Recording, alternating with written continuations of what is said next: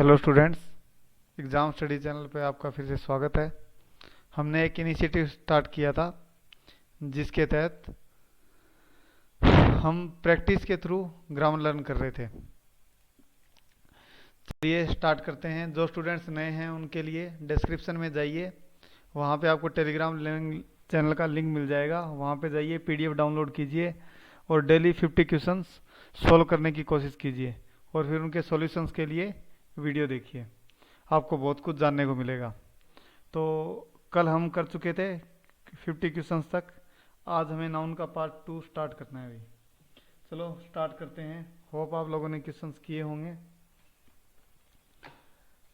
Question number 51, the finance minister the life of the rich is not in many ways as peaceful as that of the poors. देखिए भाई, इस question को करिए। यहाँ मैं आपको कल भी एक बात बता चुका हूँ कि सेम चीज़ों का कंपैरिजन आपको हमेशा सेम चीज़ों से ही करना है। अब देखिए, यहाँ पे कंपैरिजन किससे हो रहा था? यहाँ पे कंपैरिजन किया जा रहा था अमीर आदमियों की लाइफ से। जब हम अमीर आदमियों की लाइफ से कंपेयर करते हैं तो हमें ध्यान रखना है कि हमें कंपेयर करना होगा गरीब आदमियों की लाइफ से, न कि गरीबों से। तो देखिए, तो हम बात कर रहे थे यहाँ पे कंपैरिजन की, तो कंपैरिजन इसने किया। देखिए, यहाँ दैट की जगह द लाइफ था, द लाइफ की जगह इसने दैट का प्रयोग कर लिया। तो दैट ऑफ द पुअर यानी गरीब आदमियों की लाइफ से, यानी ये सही है कंपैरिजन। तो अब देखिए, हमने एक चीज़ और भी पढ़ी थी कल कि पजेसिव केस बनाते समय दो पजेसिव केस कभी भी एक साथ नहीं आते। या तो आप ऑफ से बनाइए या एपोस्ट्रोफी एस लगा के बनाइए। तो देखिए, यहाँ पे ऑफ से पहले से बन रखा था तो एपोस्ट्रोफी एस नहीं आएगा, यानी सी पार्ट के अंदर आपकी एरर हो गई। चलिए, इसके अलावा एक छोटा सा रूल इसमें डिस्कस कर लेते हैं कि जब भी कोई एडजेक्टिव जो व्यक्ति की क्वालिटी बताता है, ऐसा एडजेक्टिव, उसके आगे अगर हम आर्टिकल दा लगा लेते हैं तो वो एक नाउन इक्विवेलेंट की तरह काम करने लग जाता है और ऐसी नाउन सदैव प्लूरल होती है। जैसे फॉर एग्जांपल मैं बात करता हूं हेल्दी, तो हेल्दी मेरा एक क्या है? एडजेक्टिव है। अगर मैंने इससे पहले दा प्रयोग कर लिया तो द हेल्दी, द हेल्दी मतलब स्वस्थ लोग, ये प्लूरल नाउन बन गई हुई। यानी द हेल्दी से आप स्टार्ट कर सकते हो सेंटेंस। अगर इसी तरह देखते हैं पुअर, देखो पुअर पीपल, पीपल नाउन है, नाउन से पहले वाला वर्ड एडजेक्टिव, तो पुअर तो एडजेक्टिव था। तो पुअर कभी भी नाउन के रूप में प्रयोग नहीं आएगा। लेकिन अगर मैं पुअर से पहले द का प्रयोग कर लूं तो द पुअर, द पुअर ये एक प्लूरल इक्विवेलेंट नाउन बन गया, अभी प्लूरल नाउन की तरह काम करेगा। यानी ऐसे एडजेक्टिव जो ह्यूमन की क्वालिटी बताते हैं उनसे पहले आर्टिकल द लगा के हम उन्हें प्लूरल इक्विवेलेंट नाउन बना सकते हैं। इसी तरह में कुछ है the rich, the lame, the blind. इस तरीके से बहुत सारे जितने भी एडजेक्टिव्स हैं। जैसे एक क्वेश्चन आया था आरएस 2016 मेंस के अंदर, स्टेट पीसीएस मेंस का एग्जाम था राजस्थान का, उसके अंदर क्वेश्चन क्या पूछा गया था, नोट कर लीजिए। A virtuous are respected by all. तो देखिए, क्वेश्चन के अंदर सबसे पहले दे रखा था a virtuous are respected by all. अब देखिए, इसके अंदर क्या था? वर्चुअस, वर्चुअस, उसके बाद डायरेक्ट क्या लगा रखा था? वर्ब। तो वर्ब आ गया तो सब्जेक्ट के रूप में नाउन होना चाहिए था। डायरेक्ट एडजेक्टिव कभी भी वाक्य का सब्जेक्ट नहीं बन सकता। मैं कल भी ये बात करी थी कि एक नाउन या प्रोनाउन ही वाक्य का सब्जेक्ट या ऑब्जेक्ट बन सकता है। तो अगर इसे नाउन के रूप में मेरे को काम लेना है तो एक ही जगह क्या आना चाहिए? द। और दूसरी बात, द वर्चुअस के बाद वर्ब क्या लगेगी? आर। तो ध्यान रखें, कोई भी एडजेक्टिव है उसके आगे जो ह्यूमन क्वालिटी की बता रहा है उसके आगे द लगा के हम प्लूरल इक्विवेलेंट नाउन बना सकते हैं, पहली बात। और उसके आगे वर्ब कैसी लगानी है अपने को? प्लूरल, एक चीज। दूसरी चीज, ऐसे नाउन जो एडजेक्टिव के आगे द लगाने से बने हैं उनके साथ कभी भी एपोस्ट्रोफी एस का प्रयोग नहीं किया जाता। उनका पजेसिव केस हमेशा और हमेशा ऑफ की सहायता से बनाना है, उनके साथ एपोस्ट्रोफी एस का प्रयोग नहीं करना है। आई थिंक क्लियर हो गया होगा आपके। तो इसके अंदर किस पार्ट में एरर थी भाई? पुअर के आगे आपको क्या लगाना था? एपोस्ट्रोफी एस नहीं लगाना था भाई। तो सी पार्ट के अंदर इसमें एरर हो गई। नेक्स्ट क्वेश्चन देखते हैं। For your sake as well as your wife we all wish that you may get that job. देखिए वापिस से वही वाली बात करते हैं।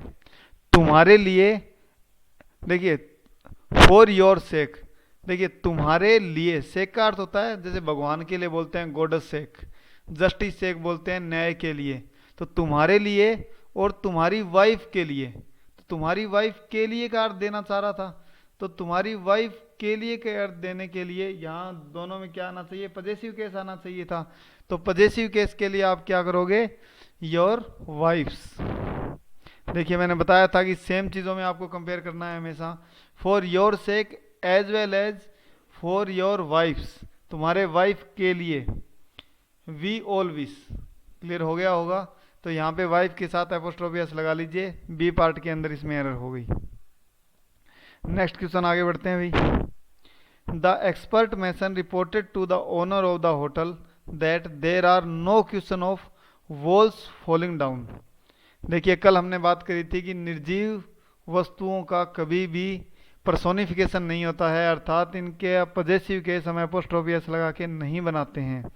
इनका पजेसिव केस लगाने के लिए, बनाने के लिए ऑफ का प्रयोग करते हैं। तो देखिए वाल निर्जीव था, तो निर्जीव के आगे आप कभी भी एपोस्ट्रोफी एस लगा के पजेसिव नहीं बनाएंगे। तो इसके अंदर क्या हो जाएगा? The falling down of the wall हो जाएगा भाई। एपोस्ट्रोफी एस हटा लीजिए, the falling down of the wall कर लीजिए, यानी आंसर क्या हो गया अपना? सी। नेक्स्ट आगे बढ़ते हैं भाई 54 नंबर क्वेश्चन में। The officer said that he appreciated his staffs coming on time and cooperating him. देखिए कल हमने एक बात करी थी, याद करिए, कि जब ऑब्जेक्ट के रूप में मेरा जेरेंड आता है तो सामान्यतः जेरेंड अपने से पहले एक पजेसिव केस लेता है। याद आया आपको? तो पजेसिव केस लेता है, इसका अर्थ भी है क्योंकि उसके स्टाफ का आना, ये कहना चाह रहा होगा। और स्टाफ का आना, का के अर्थ के लिए क्या होना चाहिए? मेरा एपोस्ट्रोफी एस लगना चाहिए। तो स्टाफ के आगे क्या लगा दिया है? एस हटा लीजिए और क्या लगा दीजिए? Apostrophe S. एस हटा के एपोस्ट्रोफी एस का प्रयोग करें। दूसरी बात, एक नाउन से पहले वाले वर्ड नॉर्मली एडजेक्टिव की तरह बिहेव करते हैं। 100 रुपये नोट वाला एग्जाम्पल याद रखें। और देखिए ये कमिंग या नाउन था, तो नाउन से जस्ट पहले वाला वर्ड प्लूरल फॉर्म में तो नहीं होना चाहिए। तो अगर ये कंसेप्ट भी आपके क्लियर है तो एग्जाम में आप सी के अंदर आंसर मार के आ जाते, आपकी एरर सही हो जाती। नेक्स्ट आगे बढ़ते हैं भाई। As we are told this idea of Mrs Gandhi's is totally valid in present condition of India. देखिए इस क्वेश्चन के अंदर as we are told this idea of Mrs Gandhi, मैंने बताया था आपको कि दो पजेसिव कभी भी लगातार एक साथ नहीं बनते हैं। आपने ऑफ का प्रयोग कर लिया है तो आप गांधी के आगे से एपोस्ट्रोफी एस हटा लीजिए। तो ये एक्स्ट्रा में लगा हुआ है, इसलिए बी पार्ट के अंदर इसमें एरर हो गई और एपोस्ट्रोफी एस हटा लीजिए। Next, it is true that I me the chief minister eight one of my friends house. याद करिए हम कल बात कर रहे थे, ये मी नहीं है, अभी ये मेट है। ध्यान रखिए ये थोड़ा टाइपो है। इरेटम, मैंने कल आपको एक वर्ड बताया था इरेटम। इरेटम क्या होता है? Printing mistake. और टाइपो क्या होता है कि टाइपिंग के अंदर कोई मिस्टेक रह जाती है, उसके लिए टाइपो वर्ड यूज करते हैं। तो आई मेट आएगा अभी। हाँ तो देखते हैं, I made the chief minister eight one of. हमने बात करी थी कि वन ऑफ के बाद जब इस तरह के दो नाउन एक साथ आ रही हों तो आप एपोस्ट्रोफी एस लगा के पजेसिव नहीं बनाएंगे। आपको कैसे बनाना है? The house of one of my friends, the house of one of my friends. इस तरीके से बनेगी भाई, यानी सी पार्ट के अंदर इसमें एरर हो गई। आगे बढ़ते हैं। Question number 57। The teacher said to us that one ought to work hard in order to attain one goal. देखिए क्या कहना चाह रहा था कि यहाँ वन किसकी तरह काम कर रहा है अभी, इंडेफिनेट प्रोनाउन की तरह। और इंडेफिनेट प्रोनाउन में वन का अर्थ होता है कोई या किसी, कि किसी को अपना लक्ष्य प्राप्त करने के लिए हार्डवर्क करना चाहिए। तो किसी को लक्ष्य, किसी का लक्ष्य प्राप्त करने के लिए किसी को मेहनत करनी चाहिए, तो किसी का लक्ष्य, और यहाँ गोल को अपने को पजेस करना था, तो पजेस करने के लिए हमें क्या काम में लेते हैं, एपोस्ट्रोफी एस। और वैसे भी देखिए गोल एक नाउन था, तो नाउन से पहले वाला वर्ड क्या होना चाहिए था, एडजेक्टिव होना चाहिए था, और पजेसिव केस एक एडजेक्टिव ही होता है। तो आप किसकी तरह काम करेंगे, यहाँ पे एपोस्ट्रोफी एस लगा लीजिए, टू अटेन वंस गोल। देखिए यहाँ बहुत ज़्यादा इंपॉर्टेंट है ये, कई बार क्वेश्चन प्रोनाउन से रिलेटेड आता है। वन क्या होता है, एक इंडेफिनेट प्रोनाउन होता है भी, और इसके अकॉर्डिंग रिफ्लेक्सिव प्रोनाउन क्या बनता है, वन सेल्फ। इसका पजेसिव केस क्या बनता है, वंस। ठीक है, तो इसलिए वन के अकॉर्डिंग आपको वंस ही लगाना है। जैसे मैं एक एग्जांपल की बात करूं, one should held one self, यानी खुद को होल्ड किसी को करके रखना है, तो one should held your self नहीं आएगा, हिम सेल्फ नहीं आएगा, वन के अकॉर्डिंग वन सेल्फ ही आना चाहिए। जैसे नेक्स्ट एग्जांपल की बात करते हैं, one should keep once promises. ये बहुत बार एग्जाम में पूछा हुआ है, तो वन शुड कीप वंस किस गए वो लगाया था, हिज प्रोमिसेस। तो ध्यान रखिए अभी जब वाक्य वन से स्टार्ट हो रहा है और वन के बाद अगर कोई बॉय या गर्ल नाम का वर्ड नहीं जोड़ रखा है, तो वन के लिए वंस का प्रयोग होता है पजेसिव के रूप में। एक और इम्पोर्टेंट बात, जब आप वन से लेके कोई वाक्य स्टार्ट हो रहा है, वन के आगे कोई बॉय या गर्ल वर्ड नहीं जुड़ा हुआ है, तो जब इसका क्वेश्चन टैग बनाते हैं, तो क्वेश्चन टैग में भी वन का वन ही यूज में आता है। इस चीज को आपको ध्यान में रखना है। जैसे फॉर एग्जाम्पल बात करते हैं, one can not do this work, तो इसका क्वेश्चन टैग क्या बनेगा, कैन वन। ऑप्शन में क्या आएगा, can he, can see, can they, वो सब गलत होंगे भी। अगर one can not do, one के बाद डायरेक्ट वर्ब आई है, तो उसका क्वेश्चन टैग क्या बनना चाहिए, वन का वन ही बनता है अभी। और इसके अंदर इसका पजेसिव बनाना था, पजेसिव के अकॉर्डिंग क्या हो जाएगा, वंस गोल हो जाएगा, यानी सी पार्ट के अंदर एरर हो गई।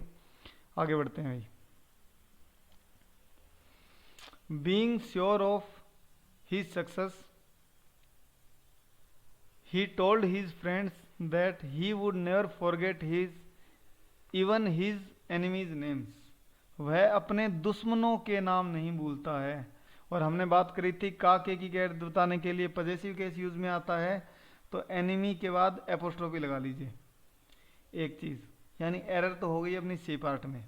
नेक्स्ट देखते हैं, अभी सेंटेंस बीइंग से स्टार्ट हुआ है, तो सर आपने तो ऐसा बताया था कि सब्जेक्ट होना चाहिए, वर्ब होना चाहिए, ऑब्जेक्ट होना चाहिए, बीइंग से कैसे स्टार्ट हुआ।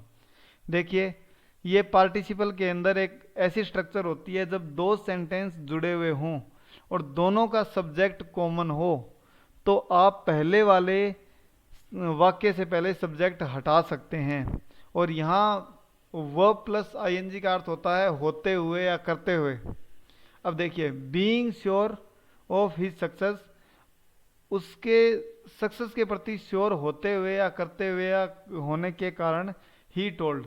अब यहाँ पे बीइंग से पहले कोई सब्जेक्ट नहीं लगा, तो इसका मतलब है सब्जेक्ट दोनों का सेम है, क्योंकि श्योर भी तो वही है जो दूसरे वाक्य का सब्जेक्ट है। अब ये एसएससी के अंदर पिछले कुछ सालों में इसकी एरर बहुत ज़्यादा आने लग गई है, बहुत अच्छी एरर बनती है भाई। देखिए मैं आपको एक सेंटेंस बोल रहा हूँ, वॉकिंग, नोट कर लीजिएगा कॉपी में please, walking into the garden, into the garden A scorpion stung him. A scorpion कि एक बिच्छू ने उसे डस दिया भाई। ए स्कॉर्पियन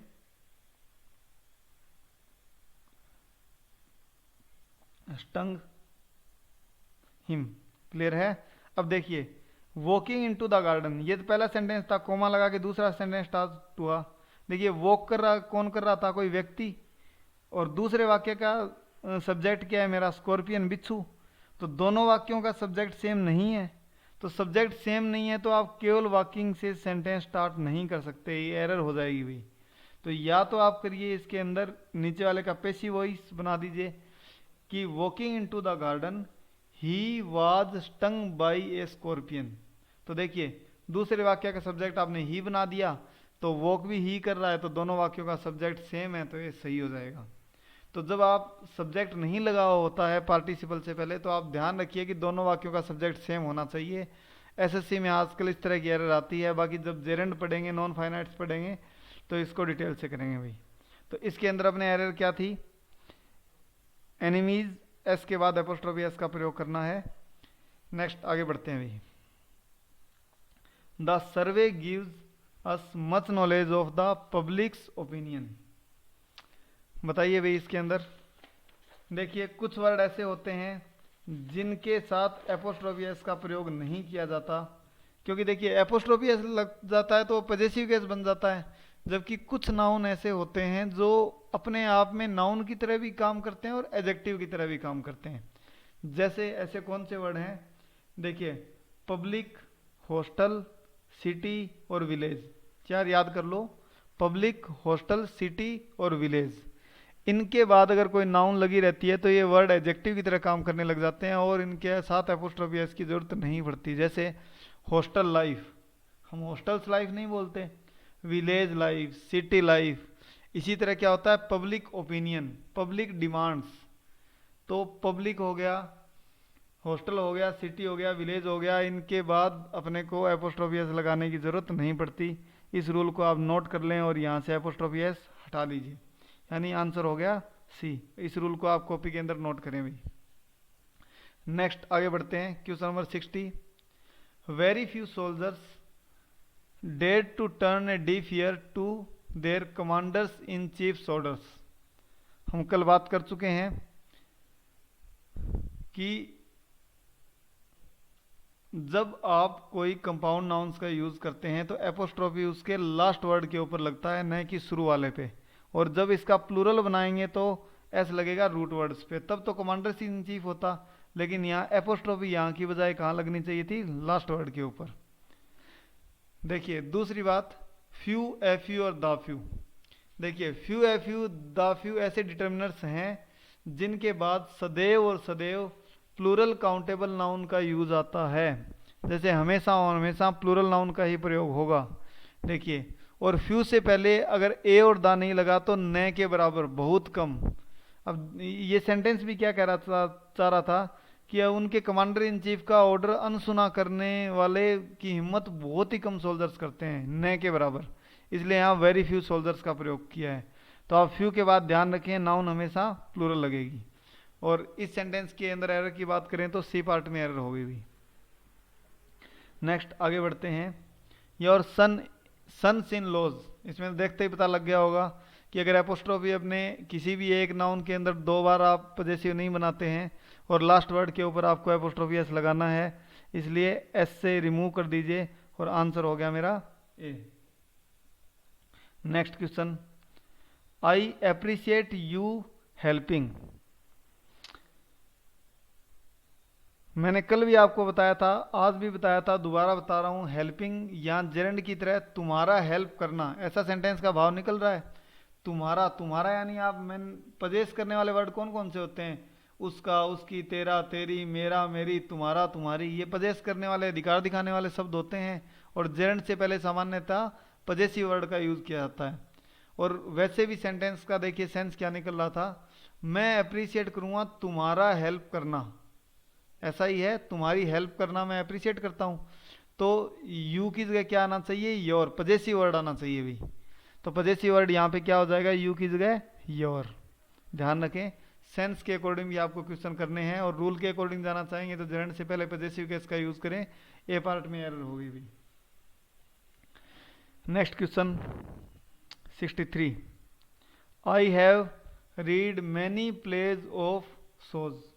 देखिए रूल नोट कर लीजिए एक, फिर इसकी बात करते हैं।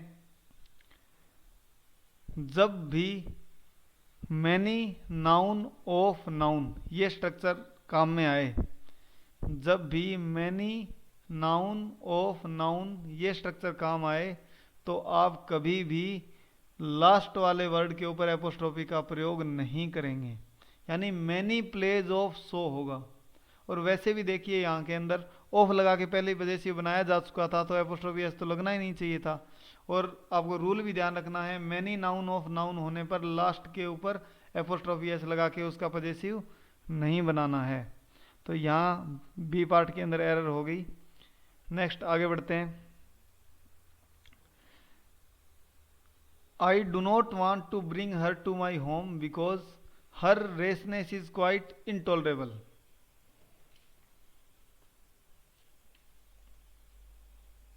करिए भाई, क्वेश्चन करिए। और देखिए थोड़ी स्पीड हाई रखने की ट्राई करिए, क्योंकि नंबर ऑफ क्वेश्चंस बहुत ज़्यादा हैं। तो नंबर ऑफ क्वेश्चंस ज़्यादा होने से आपकी प्रैक्टिस इतनी हो जाएगी, सारे रूल आपको याद रहने लग ही जाएंगे। अब देखिए डू नॉट के साथ हमेशा वर्ब की फर्स्ट फॉर्म आती है, ये भी सही पार्ट था। To bring her to my home, कि मैं उसे अपने घर नहीं लाना चाहता, ये भी सही थी। टू के बाद वर्ब की फर्स्ट फॉर्म का प्रयोग होता है भी, ये भी एक नाउन की तरह काम करने लग जाता है इसको। नेक्स्ट आगे बढ़ते हैं। हर रेसनेस इज क्वाइट इनटॉलरेबल, उसकी जल्दबाजी है ना वो टॉलरेबल है ही नहीं। देखिए इसके अंदर नॉर्मल सेंटेंस था, कोई एरर थी नहीं, तो हमेशा एरर निकालनी जरूरी नहीं होती है, तो बीच बीच में नो एरर के क्वेश्चंस भी होने चाहिए। नेक्स्ट आगे बढ़ते हैं। Question number 65। He is chiefly concern with his own problems but you say that he is not. करिए भाई। देखो बोलने में क्या आ रहा है, ही इज नॉट। देखिए मैंने बताया था कि ये एक छोटा सा वाक्य है। अब यहां पर क्या होना चाहिए था, वाक्य के अंदर सबसे पहले सब्जेक्ट होना चाहिए था, फिर वर्ब होनी चाहिए थी, फिर होता आगे होना चाहिए था ऑब्जेक्ट अगर होता तो। लेकिन सब्जेक्ट और वर्ब तो होने ही होने चाहिए थे, और सब्जेक्ट हमेशा वाक्य में या तो नाउन बनेगा या प्रोनाउन बनेगा। तो यहाँ पे हिज तो क्या होता है, एडजेक्टिव की तरह काम करता है। तो यहाँ पे नाउन क्या होता है, प्रोनाउन क्या होता है, ही। तो यहाँ पे हिज इज नॉट नहीं होता भी, ही इज नॉट आएगा। तो इसमें सी पार्ट के अंदर एरर हो गई भी। नेक्स्ट क्वेश्चन 66 करते हैं। A friend of my wife's came, a friend of my wife. देखिए भाई एक अच्छा रूल है, पहले इस रूल को देख लेते हैं, फिर इसके अंदर इसके एक्सप्लेनेशन को ढंग से देखेंगे। रूल लिख लीजिए, मैं नोट करवा देता हूं, आपको ध्यान रखना है, कई बार नहीं तो कंफ्यूजन हो जाता है। ए नाउन ऑफ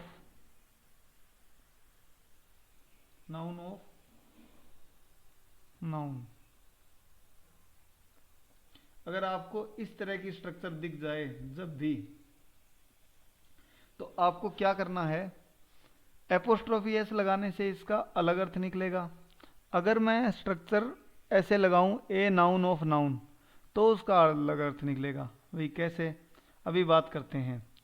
मैंने एक सेंटेंस लिखा ए बुक ऑफ राम्स, मैंने एक सेंटेंस लिखा a book of Ram's, Ram के बाद मैंने एपोस्ट्रोफी एस का प्रयोग कर लिया भाई।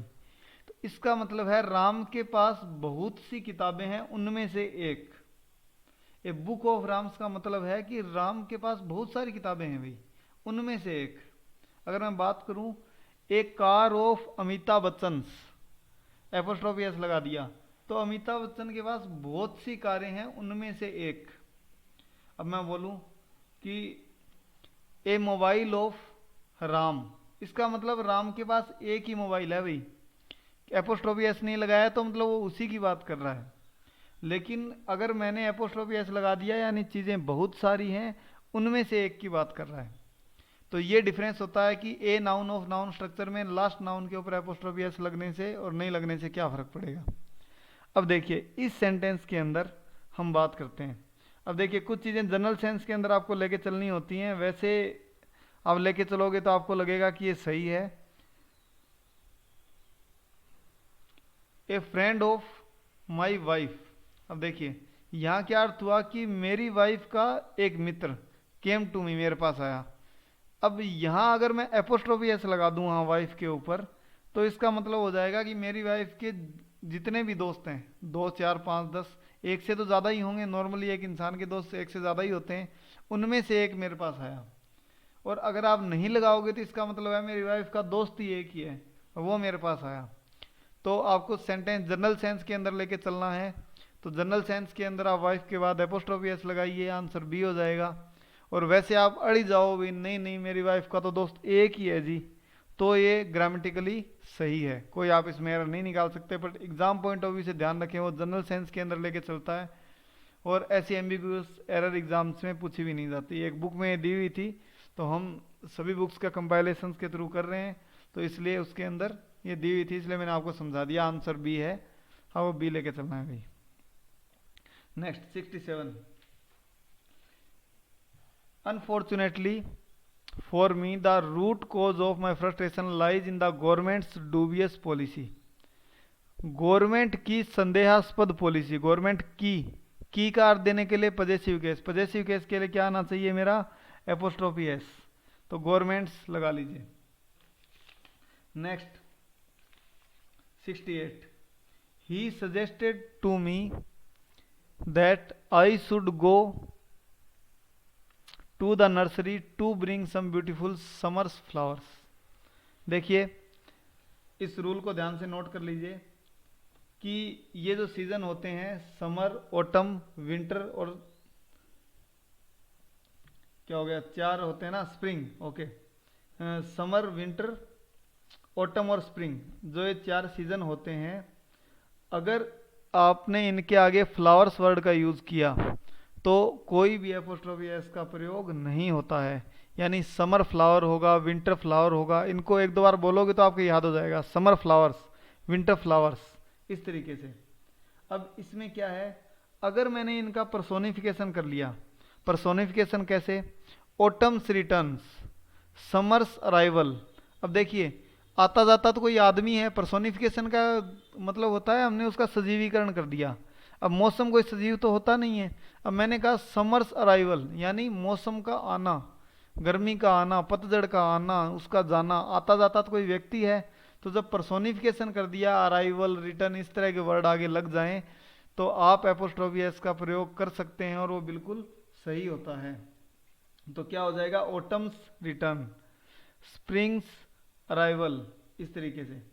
अब देखिए एक अपवाद होता है इसके अंदर, एक्सेप्शन, याद रखिए, अगर आपने डे वर्ड लगा दिया आगे तो विंटर डे भी सही होता है और विंटर्स डे भी सही होता है, दोनों सही होते हैं, इसमें कोई एरर नहीं करके आनी है आपको कि विंटर्स डे कर दिया तो एरर है या विंटर डे कर दिया तो एरर है, दोनों सही होते हैं। तो कुल मिलाकर आपको क्या ध्यान रखना है कि समर फ्लावर्स होता है, विंटर फ्लावर्स होता है, और अगर कम अराइवल ऐसे वर्ड लग गए, पर्सोनिफिकेशन हो रहा है, तो आप एपोस्ट्रोफी एस लगा सकते हैं। और आपने डे वर्ड लगाया है तो विंटर डे, समर डे, वो भी सही होता है, और विंटर्स डे, समर्स डे वो भी सही होता है। तो ये 3 तरह के इसमें रूल थे, कृपया इसको रिवाइंड करके सुन लें और नोट कर लें कॉपी के अंदर, और आगे नेक्स्ट इसमें क्वेश्चन आएंगे ही आएंगे, तो आपको और ज़्यादा तरीके से याद हो जाएगा। तो यहाँ समर फ्लावर्स कर लीजिए। Next, he came to his wit's end. देखिए भाई अच्छा क्वेश्चन है, at one wit's end, at one wit's end एक इडियोमेटिक एक्सप्रेशन होता है, इसका अर्थ होता है कि परप्लेक्स हो जाना, कंफ्यूज हो जाना, दिमाग काम करना बंद कर देना कि अब मैं क्या करूं क्या नहीं करूं। तो देखिए इसको ध्यान से इसलिए देखना है कि कई बार स्टूडेंट कंफ्यूज हो जाता है। कैसे, देखिए विट नाउन होती है और विट काउंटेबल नाउन है, लेकिन जब आप विट का अर्थ सिंगुलर में तभी लेते हैं जब आप लिखने की बात कर रहे होते हैं, लेकिन जब आप बात कर रहे हो अपनी एबिलिटी की जिससे आप जल्दी से सोच सकते हो और क्लियरली डिसीजन ले सकते हो, जैसे बिरबल लेता था, तो आपकी वो एबिलिटी जिससे आप जल्दी से सोच के और जल्दी से बढ़िया जवाब या डिसीजन दे सकते हो, उस क्वालिटी को हमेशा प्लूरल ही लेते हैं। विट्स होता है हमेशा और हमेशा, वाक्पटुता जिसे बोलते हैं ना, कि वो जल्दी से आपने सही जवाब दे दिया कोई चीज़ का बोल के, यानी आपकी सोचने की एबिलिटी बहुत अच्छी है।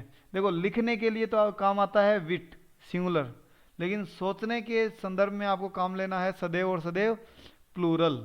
तो प्लूरल आएगा। तो सोचने की एबिलिटी को विट्स कहते हैं। तो एट वन विट्स एंड, इसका मतलब हो गया कि आप जो सोचने की एबिलिटी थी वो समाप्त हो गई, एंड पे आ गई, यानी आप परप्लेक्स हो गए, कंफ्यूज हो गए, आप सोच नहीं पा रहे हो, समझ नहीं आ रहा कि क्या करना है क्या नहीं करना। तो इसके लिए एक्सप्रेशन होता है एट वन विट्स एंड। तो विट्स के बाद क्या लगता है? Apostrophe S. ये आपको ध्यान रखना है कि विट्स के बाद एपोस्ट्रोफी एस लगाना है आपको। सिर्फ और सिर्फ एक किताब ऐसी है, हॉर्नबी की एक ग्रामर की बुक आती है, उसके अंदर क्या है, उसने इस मुहावरे को, वो भी स्टैंडर्ड बुक है भाई, विट एपोस्ट्रोफी एस करके यूज किया है। विट एपोस्ट्रोफी एस इस तरीके से यूज किया है हॉर्नबी ने। उसके अलावा जितनी भी ग्रामर की बुक्स आती हैं, ऑक्सफोर्ड एडवांस लर्नर्स डिक्शनरी है, कैम्ब्रिज है, लॉन्गमैन है, नेसफील्ड है, माइकल स्वान है, सब ने जो इस मुहावरे को यूज किया है वो विट्स के बाद ही एपोस्ट्रोफी लगाई है। तो अगर आपको यहाँ विट के बाद एपोस्ट्रोफी एस लगा के कोई क्वेश्चन दिखता है तो आप इसमें एरर नहीं करोगे, क्योंकि एक बुक के अंदर ऐसा दिया हुआ है। तो एक स्टैंडर्ड राइटर के अंदर दिया हुआ है तो कई बार इसको लोग गलत नहीं मानते। लेकिन अगर कोई सेंटेंस इंप्रूवमेंट का क्वेश्चन है और इसके अंदर आपके दोनों ऑप्शन दिए हुए हैं, विट्स भी दिया हुआ है जिसमें एस के बाद एपोस्ट्रोफी लगी हुई है और एक एस से पहले एपोस्ट्रोफी लगी हुई है, सपोज करो ऐसा क्वेश्चन आ गया, तो आपको जो एस के बाद लगी हुई है एपोस्ट्रोफी उसको सही करके आना है, क्योंकि लगभग सारी किताबें उसी को सही मानती हैं। तो अपने को ए उत्तर के साथ जाना है, क्योंकि ये मुहावरा होता है भाई, और मुहावरा फिक्स होता है, इडियम। नेक्स्ट आगे बढ़ते हैं, question number 70। When Jaya and Shyama came across Jyoti they caught one another's hands. देखिए, उन्होंने एक दूसरे का हाथ पकड़ा, और काके के लिए क्या लगना चाहिए? Apostrophe S. तो ईच अदर दो जनों के लिए आता है और दो से ज्यादा के लिए वन अनदर का प्रयोग किया जाता है, और सेकंड वर्ड के ऊपर आपको एपोस्ट्रोफी एस का प्रयोग करना है, तो अपने क्या कर लेंगे? One another's hands. Next question में बढ़ते हैं आगे। 71। The former PM of India's. मैं पहले ही बता चुका हूं, दो एपोस्ट्रोफी एस का प्रयोग कभी भी एक साथ नहीं होता। नरसिम्हा राव के ऊपर आपने एपोस्ट्रोफी यूज कर लिया है, और यहाँ ऑफ आप लगा के पहले ही इसका पजेसिव बना चुके हो, तो यहाँ बिना मतलब लगा रखा है, तो ये हटा लीजिए। तभी इसका कि भूतपूर्व जो प्रधानमंत्री थे पीवी नरसिम्हा राव, उनकी विजिट, तब ये सेंटेंस सेंसफुल हो जाएगा। तो यहाँ ए पार्ट के अंदर एरर हो गई है। नेक्स्ट आगे बढ़ते हैं। 72। It was India's past glory that attracted A number of invaders in the remote past. देखिए, कोई भी कंट्री के नेम के आगे आप एपोस्ट्रोफी एस का प्रयोग कर सकते हैं। बस इसी बात को बताने के लिए क्वेश्चन दिया हुआ था। तो इंडियाज पास्ट ग्लोरी ये बिल्कुल सही है। बाकी सेंटेंस के अंदर ऐसा कुछ था नहीं जो आपको बॉदर करे। तो देखिए, दूसरी बात इसमें ध्यान रखने वाली बात है कि ए नंबर ऑफ के बाद नाउन कैसी लगाई है? प्लूरल। तो अगर countable noun A number of के बाद लगाई गई है तो प्लूरल नाउन का अपने को प्रयोग करना है। तो इसके अंदर कोई एरर है नहीं भी। 72 नो एरर का क्वेश्चन है भाई। नेक्स्ट आगे बढ़ते हैं। 73। Everybody should be careful to fulfil the society's demands and thereby show his attachment to it. देखिए, कोई कंट्री का नाम हो गया, सोसाइटी वर्ड हो गया, इनके साथ एपोस्ट्रोफी एस का प्रयोग हम कर सकते हैं और वो बिल्कुल सही होता है। बस आपको ये रूल याद हो जाए, इसके लिए क्वेश्चन दिया हुआ है। तो इसके अंदर कोई भी एरर नहीं है। 73 नो एरर का क्वेश्चन है भाई। नेक्स्ट आगे बढ़ते हैं। Everybody's business is nobody's business said the teacher to the students. देखिए, ये एक प्रोवर्ब है भाई। Everybody's business is nobody's business. क्या होता है इसका अर्थ? देखिए, ये एरिस्टोटल, हिंदी में जिसको अरस्तु बोलते हैं, उसकी एक बुक है पॉलिटिक्स, उसके अंदर से एक कथन लिया गया है अभी। इसका अर्थ ये होता है कि जब एक व्यक्ति को कोई काम सौंपा जाता है तो वो रिस्पॉन्सिबल ज़्यादा होता है उसके लिए, और वो काम प्रॉपर ढंग से पूरा होता है। लेकिन अगर पूरे ग्रुप को कोई कार्य सौंप दिया जाए तो रिस्पॉन्सिबिलिटी बढ़ जाती है, और रिस्पॉन्सिबिलिटी के साथ साथ जो श्रेय मिलना होता है वो भी क्या होता है, बंट जाता है कि सबने काम किया, भी एक आदमी ने तो किया नहीं। तो कोई भी उस काम को सीरियस नहीं लेता है और वो काम ढंग से पूरा नहीं हो पाता। तो यानी everybody is business is nobody, यानी सबका जो काम है वो किसी का काम नहीं है। तो मैंने प्रोवर्ब का आपको अर्थ ढंग से समझा दिया, अगर एग्जाम में पूछ लिया जाए तो आप इसका अर्थ कराएंगे। तो ये प्रोवर्ब होती हैं, फिक्स होती हैं, और फिक्स होती हैं तो इनमें आप कुछ भी नहीं कर सकते। Everybody is business in nobody is business एक प्रोवर्ब है, इसमें कोई भी एरर नहीं थी। आंसर हो गया डी। देखिए ऐसे ही जो अपने पश्चिमी दार्शनिक थे, वेस्टर्न जो फिलोसोफर्स थे, उनके बहुत सारे कोटेशन ऐसे काम में आते हैं। जैसे आपने सोक्रेटिस का सुना होगा, I know that I know nothing, कि मैं ये जानता हूं कि मैं कुछ नहीं जानता। तो इस तरह के जो कोटेशंस हैं वो एज इट इज एग्जाम में कई बार यूज किए जाते हैं, तो उसमें कंफ्यूज होने की जरूरत नहीं है। Question number 75,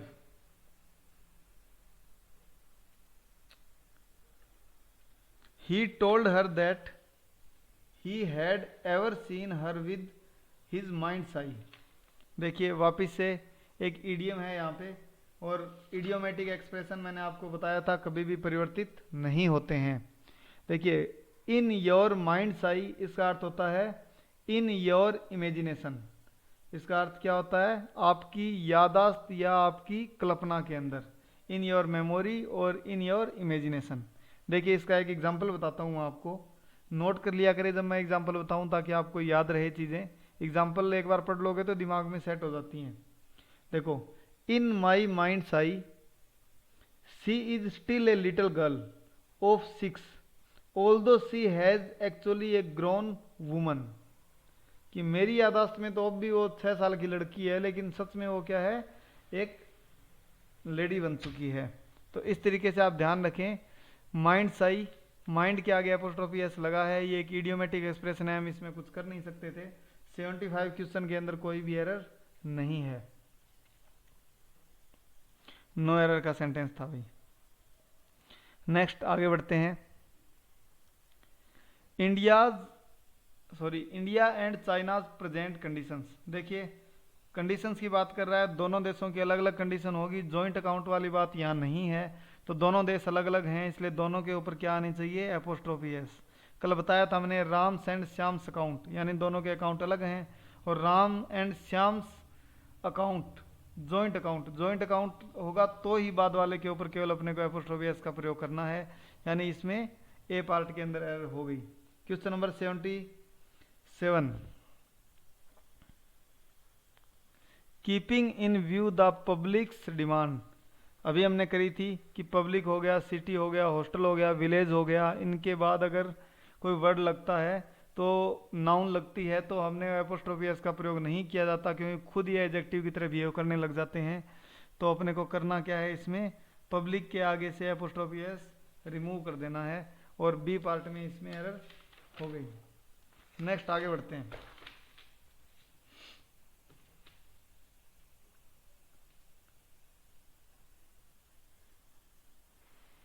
His maid servant behavior is undoubtedly indecent, but I don't understand how he tolerates it।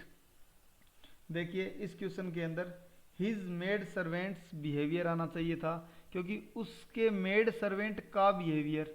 वैसे भी अपने बात देखी थी कल कि दो नाउन कभी भी एक साथ लगातार नहीं आती है, नाउन से पहले वाला वर्ड एडजेक्टिव होना चाहिए था। यहाँ बिहेवियर अपने आप में एक नाउन है और नाउन से पहले एडजेक्टिव आना चाहिए था, इसलिए पॉजेसिव केस के अंदर का के अर्थ में प्रयोग करें तो माई या हिज मेड सर्वेंट्स बिहेवियर हो जाएगा, यानी ए पार्ट में इसमें एरर हो गई है।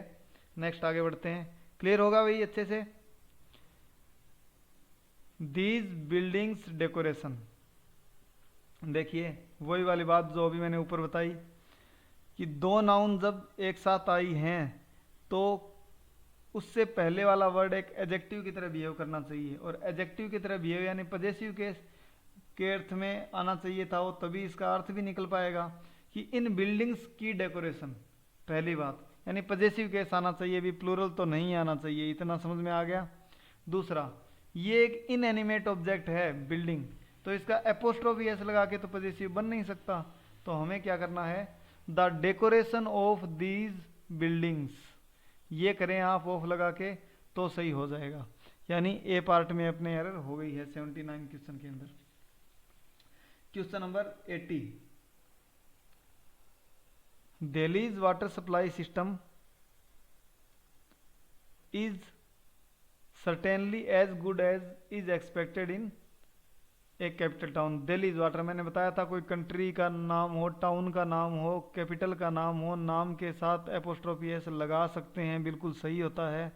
बस इसके अंदर और कुछ भी था नहीं, तो इसके अंदर नो एरर आ जाएगी भाई। आपको बस ये रूल याद करवाने के लिए कुछ क्वेश्चन एक्स्ट्रा डाले हुए हैं। Next question number 81, Yeats poetry in is characterised by his unique style. देखिए, कोई भी व्यक्ति है उसके अगर लिटरेचर की बात करेंगे, यीट्स हो गया, शेक्सपियर हो गया, शो हो गया, तो जितने भी ये हैं इनके साथ आप एपोस्ट्रोफी एस का प्रयोग कर सकते हो, चाहे इनकी एंडिंग एस से ही क्यों नहीं हो।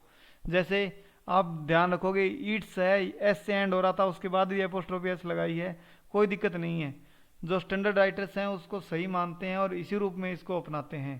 तो आपको इसके अंदर नो एरर करके चलना है अभी। यानी कोई राइटर के नाम के आगे अगर एपोस्ट्रोफी एस लग जाए, चाहे उसकी एंडिंग एस से हो रही हो तो सही होता है, अगर उसके नाम के लास्ट में लगा लोगे तो भी सही होता है। सही दोनों ही होते हैं। आपको ऐसा नहीं है कि केवल एपोस्ट्रोफी केवल एस से एंडिंग हो रही है तो लास्ट में लगानी थी, नहीं भाई, दोनों सही माने जाते हैं। इसी बेस पे क्वेश्चन है अभी 82, ब्रटस रोल इन जूलियस सीजर। वही वाली बात करते हैं, इनका नाम एस से समाप्त हो रहा था तो एपोस्ट्रोफी बाद में लगाई है, दोनों ही फॉर्म सही माने जाते हैं। अभी हमने बात करी थी, नो एरर का क्वेश्चन था भाई। Question number 83, blinds life. देखिए, हमने थोड़ी देर पहले एक क्वेश्चन किया था आज की सीट के शुरू में कि अगर किसी व्यक्ति की क्वालिटी के आगे अगर आर्टिकल दा लगा के मैं उसका एडजेक्टिव बनाऊंगा तो ऐसे एडजेक्टिव क्या होते हैं, प्लूरल हो जाते हैं भाई, ठीक है। और ऐसे नाउन के साथ अगर मेरे को पजेसिव बनाना है तो मैं ऑफ का प्रयोग करके बनाऊंगा, ना कि एपोस्ट्रोफी एस का प्रयोग करके। ये चीज़ हम पढ़ चुके हैं। तो देखिए, द ब्लाइंड्स लाइफ गलत हो जाएगा भाई, ब्लाइंड के साथ एपोस्ट्रोफी एस का प्रयोग नहीं होना चाहिए था, तो इसका क्या हो जाएगा, the life of the blind. अब सब्जेक्ट क्या हो गया, द लाइफ हो गया, तो द लाइफ सिंगुलर है इसलिए सही है, तो इसलिए the life of the blind कर लीजिए, ए पार्ट के अंदर एरर हो गया। नेक्स्ट आगे बढ़ते हैं 84, he did not know even the name of the scientist who discovered the laws of the earth gravitational force। धरती का गुरुत्वाकर्षण बल और अर्थ ग्रेविटेशनल फोर्स, काके के लिए मैं देखिए सन हो गया, अर्थ हो गया, इनके आगे एपोस्ट्रोफी एस का प्रयोग करना चाहिए। तो या तो आप ऑफ का प्रयोग करें, the gravitational force of the earth करें, या द अर्थ ग्रेविटेशनल फोर्स करें। इसी तरह सन रेज, सन के बाद एपोस्ट्रोफी एस लगा सकते हैं, अर्थ के बाद एपोस्ट्रोफी एस लगा सकते हैं। तो इसके अंदर एरर किस पार्ट में हो गई, C. Next question number 85, the blades edge is sharper than any other blades. देखिए भाई, इस क्वेश्चन के अंदर क्या एरर थी अपनी, जो भी ऐसे वर्ड होते हैं जिसके अंदर ब्रेड्थ बताई जाए, लेंथ बताई जाए, एज बताई जाए, तो इन चीज़ों को बताने वाले इनसे पहले जो वर्ड लगते हैं उनके साथ एपोस्ट्रोफी एस का प्रयोग कर लिया जाता है। यानी नुकीली और धारदार चीज़ें हैं या स्पेस बताने वाली चीज़ें हैं जिनके साथ, देखिए कौन कौन से वर्ड मैं बताऊंगा। एक तो आप नीडल्स पॉइंट याद रखिए, नीडल वैसे तो निर्जीव था लेकिन नुकीली वस्तु है, पॉइंट वर्ड लग गया आगे, तो नीडल्स पॉइंट पहला वर्ड है, पॉइंट याद रखें। दूसरा है edge, sword's edge, blade's edge, ये बिल्कुल सही होता है। यानी एज वर्ड लग गया तो उससे पहले आप एपोस्ट्रोफी एस का प्रयोग कर सकते हैं। फिर ब्रेड्थ या विड्थ लग गया, या लेंथ वर्ड का प्रयोग हो गया तो एपोस्ट्रोफी एस का प्रयोग सही होता है। जैसे ए हेयर्स ब्रेड्थ, तो ये बिल्कुल सही माना जाएगा। तो ये 4 वर्ड मैंने आपको बताए हैं, उनको एक बार ध्यान से नोट कर लें कौन कौन से हैं। एज, ब्रेड्थ, पॉइंट और लेंथ। इनसे पहले अगर आप एपोस्ट्रोफी एस का प्रयोग करेंगे, जैसे स्वॉर्ड सेज हो गया, ए हेयर्स ब्रेड्थ हो गया, ए नीडल्स पॉइंट हो गया, तो इस ये सारे के सारे सही होते हैं। अब इसके अंदर क्या एरर होनी चाहिए थी फिर करें भाई।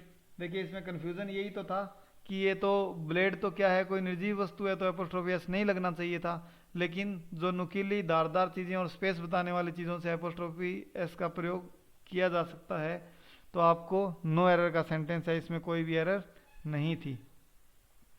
इस रूल को याद रखें, आगे भी आएगा तब दोबारा रिपीट हो जाएगा।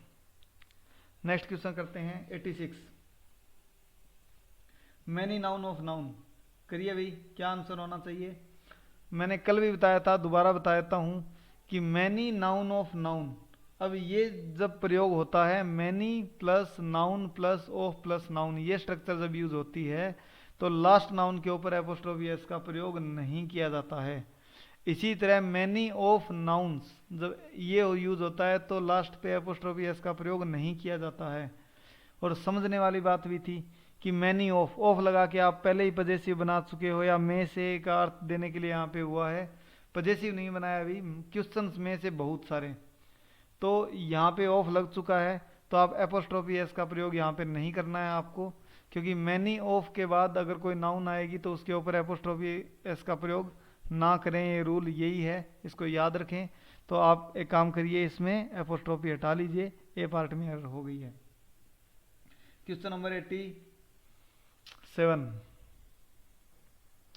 द प्रेसिडेंट ऑफ इंडिया, देखिए the president of India constitutional power is limitless. President of India की कॉन्स्टिट्यूशनल पावर्स की बात कर रहा है ना, तो प्रेसिडेंट ऑफ इंडिया की का अर्थ देना चाह रहा था, तो की का अर्थ देने के लिए क्या आना चाहिए, इंडियाज। तो प्रेसिडेंट ऑफ इंडिया के की कॉन्स्टिट्यूशनल पावर्स, तो इंडिया के बाद एपोस्ट्रोफी एस का प्रयोग लगाएं। का के की का अर्थ जान लगेगा, वहाँ पजेसिव केस आपको बनाना है, सेंटेंस सेंसफुल हमेशा होना चाहिए। एरर का सबसे बेसिक रूल यही है भाई। मैनी ए मैन्स लाइफ, देखिए इसके अंदर ऑफ का प्रयोग नहीं हुआ है अभी, ध्यान रखें। ऊपर वाला जो क्वेश्चंस थे उसके अंदर हमने क्या लगा रखा था, ऑफ लगा रखा था। तो इसके अंदर देखते हैं many a man. Many a man का पहली बात तो अर्थ क्या होता है। देखिए मैनी के साथ दो स्ट्रक्चर काम में ली जाती हैं, कि मैनी के साथ आपकी जो नाउन आती है हमेशा प्लूरल काउंटेबल नाउन होती है, नाउन हमेशा प्लूरल फॉर्म में, और वर्ब भी क्या लगती है आगे, प्लूरल। यानी मैनी कार्स आर देयर, यानी वहां बहुत सी कारें हैं, क्लियर होगी। Many cars, many copies, many pens, तो उसके बाद वर्ब भी प्लूरल लगेगी भाई। अब दूसरी स्ट्रक्चर होती है मैनी प्लस ए प्लस नाउन, बहुत इंपॉर्टेंट स्ट्रक्चर है लिटरेचर के अंदर और फॉर्मल वे के अंदर इस चीज को यूज करते हैं अभी। Many a plus noun, many a के बाद सिंगुलर नाउन, और इसका अर्थ भी वही होता है बहुत सारे। देखिए हालांकि इसकी स्ट्रक्चर मैनी ए नाउन है, फिर भी अर्थ इसका भी वही है जो मैनी प्लस नाउन्स का था। मैनी कार्स का भी वही अर्थ है जो मैनी ए कार का होगा। स्ट्रक्चर क्या होगी, नोट करें, मैं बोल रहा हूं, मैनी ए और एन, उसके बाद सिंगुलर नाउन आएगी और उसके बाद सिंगुलर वर्ब आएगी।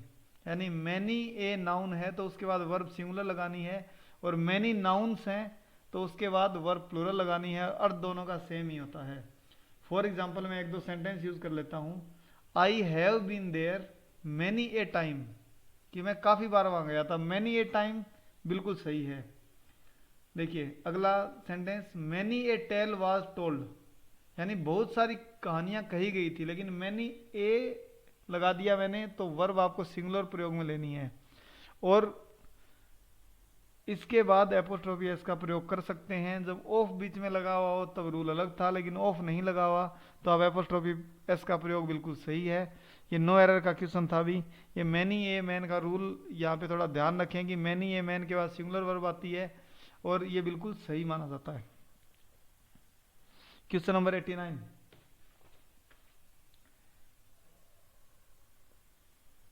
nobody is claimed to be permanent member of club is valid in the eyes of the committee। देखिए एनीबडी, नोबडी, समबडी, ये सब क्या है, व्यक्ति तो हैं कोई ना कोई, तो इनके साथ एपोस्ट्रोफी एस का प्रयोग लगा सकते हैं, बिल्कुल कर सकते हैं। अगर मैंने इनके बाद एल्स का प्रयोग कर लिया तो एल्स के तो बाद एपोस्ट्रोफी एस लगेगी, लेकिन एल्स का प्रयोग नहीं किया है तो इनके साथ एपोस्ट्रोफी एस का प्रयोग सही हो सकता है। बस इसी रूल को बताने के लिए सेंटेंस था भाई, नो एरर का क्वेश्चन है 89 के अंदर, नो एरर कर लीजिए। Question number 90, one of her firmest belief was. देखिए इस चीज़ को ध्यान रखना है, बहुत इंपॉर्टेंट एरर है, एसएससी में बहुत बार पूछी जाती है, हर स्टेट एग्जाम के अंदर भी पूछी जाती रहती है। वन ऑफ के बाद नाउन हमेशा आपको प्लूरल लगानी है।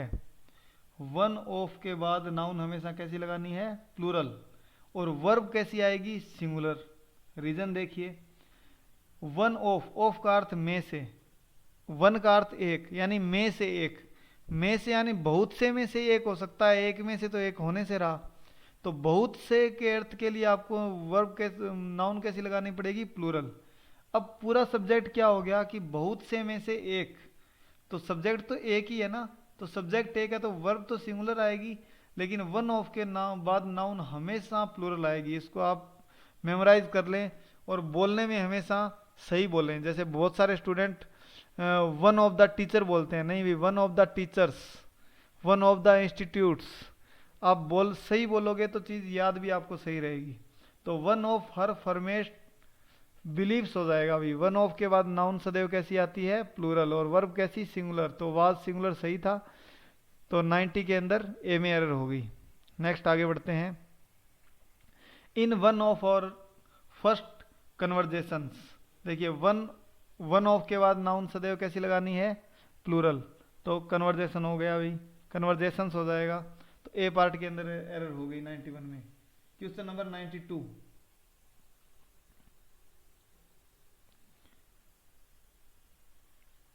All the girls students. देखिए भाई, ऑल द गर्ल्स स्टूडेंट्स, इसके अंदर क्या करना था, आपको प्लूरल का रूल बताने के लिए सेंटेंस लिखा गया था। जैसे बॉय स्टूडेंट है तो बॉय स्टूडेंट का प्लूरल आपको कैसे बनाना है, बॉय स्टूडेंट्स, केवल सेकंड पार्ट का प्लूरल बनाना है। गर्ल स्टूडेंट का प्लूरल आप बनाओगे तो गर्ल स्टूडेंट्स हो जाएगा भाई, ठीक है। बॉयफ्रेंड का बनाओगे बॉयफ्रेंड्स हो जाएगा, गर्लफ्रेंड का बनाओगे गर्लफ्रेंड्स हो जाएगा। बॉयफ्रेंड गर्लफ्रेंड से इजीली याद रह जाएगा आपको। यानी बॉय या गर्ल लगा के आपने अगर कोई कंपाउंड नाउन बनाया है तो केवल सेकंड पार्ट का प्लूरल बनता है। यानी गर्ल स्टूडेंट्स होना चाहिए था, ऑल लगाया तो आगे प्लूरल आना चाहिए था, तो दोनों पार्ट का प्लूरल नहीं बनना चाहिए था। गर्ल स्टूडेंट्स का यूज़ किया, यानी ये सही है, इसके अंदर कोई एरर है नहीं। कल मैंने आपको मैन और वुमन लगा के भी बताया था कि अगर पेशा लगा हुआ है तो दोनों पार्ट का प्लूरल बनाएं। जैसे मैन सर्वेंट, तो मैन सर्वेंट हो जाएगा इसका MEN सर्वेंट्स, दोनों का प्लूरल बनेगा। लेकिन अगर पेशा नहीं लगा, जैसे मैन लवर, मैन ईटर, तो केवल बाद वाले पार्ट का बनता है, तो इसमें नो एरर है भाई। एरर के अंदर वो क्या करता है, गर्ल्स स्टूडेंट्स लिख देता है, तो दोनों पार्ट का कभी प्लूरल नहीं बनाना है जब बॉय और गर्ल हो। तो बॉयफ्रेंड गर्लफ्रेंड के थ्रू आप याद रखें, याद इजीली रहेगा भाई। 93, the majority of women teachers are prescribing. मैंने अभी थोड़ी देर पहले आपको बताया था, जब मैन या वुमन लगा हो और आगे उसका पेशा लगा हो, प्रोफेशन लगा हुआ हो, तो दोनों पार्ट का प्लूरल बनाना है। तो वुमन टीचर्स नहीं होगा, क्या होगा, विमेन टीचर्स, ई लग जाएगा। कल इस रूल को अच्छे से बता चुका हूँ, पिछले वीडियो में देख लें। दोबारा मैंने बता दिया है कि अगर आगे पेशा लगा हुआ है तो दोनों पार्ट का आपको प्लूरल बना के चलना है। नेक्स्ट क्वेश्चन नंबर 94, अच्छा क्वेश्चन है 94। It is harmful to take cup full of tea 5 times a day. देखिए भाई, जो मात्राएं होती है, मात्रा बताने के लिए जो वर्ड होते हैं वो फुल लगा के नाउन बनाया जाता है। जैसे कौन कौन से हैं ऐसे नाउन, कप फुल का मतलब होता है कप भर, ग्लास फुल ग्लास भर, स्पूनफुल, स्पूनफुल यानी स्पून भर, हैंडफुल, माउथफुल, ये मात्रा को बताने के लिए उनका प्लूरल इनके आगे एस लगा के बनाया जाता है, यानी cupfuls, glassfuls, handfuls, spoonfuls. For example, Tom ate a spoonful of butter, यानी एरर के अंदर क्या दिया रहता है कि Tom ate a spoon of butter, butter की स्पून नहीं खाई उसने, एक चम्मच भर बटर खाया उसने, और चम्मच भर के लिए आप स्पून की जगह स्पूनफुल का प्रयोग करें। इसी तरह टेक 2 स्पूनफुल्स ऑफ दिस सिरप, यानी इस सिरप के 2 चम्मच भर लेने हैं आपको, मात्रा की बात को दर्शाता है यहाँ पे। तो 2 चम्मच दवा लेनी हो, कुछ खाना हो, या 3 मुट्ठी अनाज हो, 3 मुट्ठी के लिए आपको क्या, there are 3 handfuls of wheat in the pot, इस तरीके से यूज लिया जाता है। अब इस सेंटेंस के अंदर देखिए कि 5 टाइम्स की बात कर रहा है, यानी वो ज़्यादा चाय पीना स्वास्थ्य के लिए अच्छा नहीं है, तो ज़्यादा मात्रा की बात कर रहा था, तो ज़्यादा मात्रा के लिए प्लूरल का यूज आना चाहिए, और प्लूरल क्या होता है यहाँ पे, कप फुल्स। ध्यान रखें इस चीज़ को। तो बी पार्ट के अंदर एरर हो गई। Question number 95, in the elections the electorate's disinterestedness puzzled the politicians very much. देखिए भाई, इलेक्ट्रोट, इलेक्टोरेट जो होता है, इलेक्टोरेट सिंगुलर होता है अभी, इसके साथ वर्ब सिंगुलर भी आ जाती है और प्लूरल भी आ जाती है, दोनों सही होती हैं, लेकिन इलेक्टोरेट्स नहीं होता, इलेक्टोरेट ही होता है अभी, प्लूरल नहीं बनाया जाता। ये ऐसी है जिसके साथ आप सिंगुलर और प्लूरल दोनों वर्ब तो लगा सकते हो, लेकिन इलेक्टोरेट ही होता है। इलेक्टोरेट का अर्थ होता है वोटर्स, जिनको वोट देने का अधिकार होता है किसी क्षेत्र में, उनको इलेक्टोरेट बोलते हैं, एक नाउन है। तो देखिए, वर्ड इलेक्टोरेट्स होता ही नहीं है, तो आपको इसका पजेसिव बनाना है, तो ई के बाद क्या लगनी चाहिए थी मेरी, एपोस्ट्रोफी, तो एस से हटा लीजिए, ई के बाद लगा लीजिए। क्लियर हो गया होगा 95।